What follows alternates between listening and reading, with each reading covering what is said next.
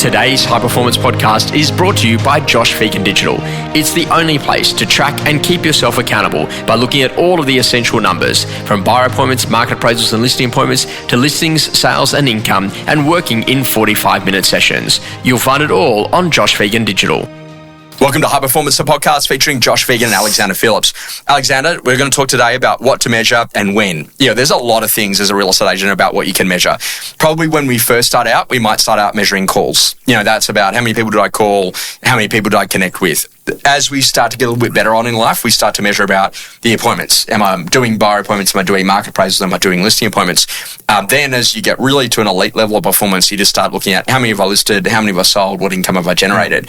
As an agent, are all of those useful things? If you now go back to coaching Alexander Phillips from day one, what are some of the absolute, you need to measure that? And what's the cycle of when you measure it? Is it daily? Is it weekly? Is it monthly? Is it quarterly? Is it annually? Yeah, I think, Josh, you want to measure everything, but I think the number one thing is your conversion rate. Yes. And so, if you're doing, 20 appraisals a year and you're converting 20%, you're not going to be, doing that well. Quality of lead source, a lot of energy and effort. You're not really getting much of a result. Yeah, and why is that? And having 20 appraisals in a year means you don't have enough boards in the year. You're not making enough phone calls. So, I think, our number of appraisals are, every year sort of 700 to 800, but we're selling 200. So how's that? Why are we only doing? And I always look at that going, fuck, what's wrong here? So that pushes us to get better and do, get higher and try and convert more. And you can sort of pull away from doing price checks, but those price checks turn into a sale very quickly, from progressing that vendor. And there's a difference between doing a price check because that's what I'm doing versus actually going there. Why would Alex sell? Where would he move to? What would it look like? How would I unlock him? What objections might he have? What are the barriers? Who can I get him in front of? Can I get him in front of a finance broker, a mortgage broker, a solicitor, someone, to try to get him ready and speeding them up, right? Because too many people are looking for right now people that are ready to buy today and ready to sell today, but not preparing someone to be that, right? Yep. And that's, I think that's an agent that probably doesn't, look at the longevity and have lots of boards in it. That one might fall in a year, one falls tomorrow, one falls in 6 months, and that's why, you go back to all your appraisals every year to have a look at, make sure you go back to January last year, which I started doing yesterday, to see, there's someone back there that. That isn't ready to sell. I found someone, we showed them an apartment yesterday and they go, okay, yeah, we like it, but we need to sell. Then there's a lead, that we progress and they're on the market next week. I've just never met anyone who lists more than they appraise.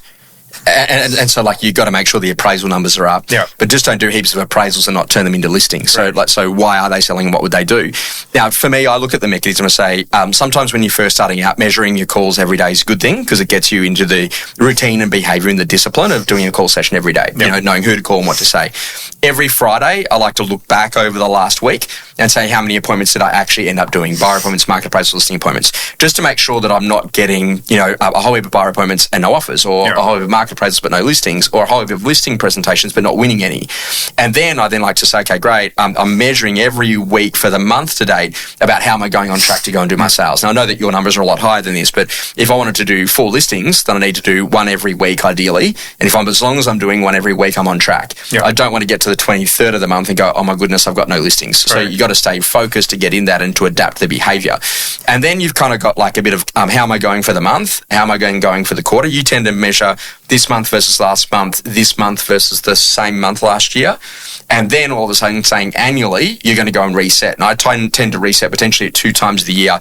One is at the start of a calendar year, and one is also at the start of a financial year, just to kind of see how am I tracking, if there's any upward performance improvements, or if I've got to have a really strong second half. And if that continues to happen, then how do I get the first half to go to perform?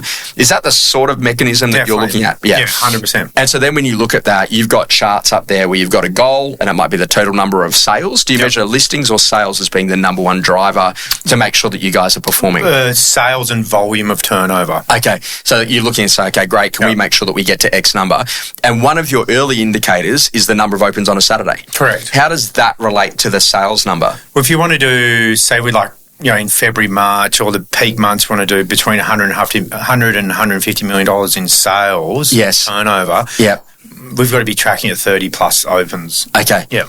And so if you're doing 30 opens every Saturday, you're all right. Correct. When does the alarm go off for you? If it hits 20, Are you like rocking backwards and forwards, or is it 25 or 20? Yeah, okay, great. And so that's about like knowing that number is like an early indicator. Hey guys, we've sold too many too quick, or we're a bit off in terms of new listing stock. We've got to bring some things forward, take some stuff off market, put it on market. Correct. To make sure then we're building that momentum as much as possible. So have a set of numbers, measure them regularly, and then adjust behaviour to go and hit the results.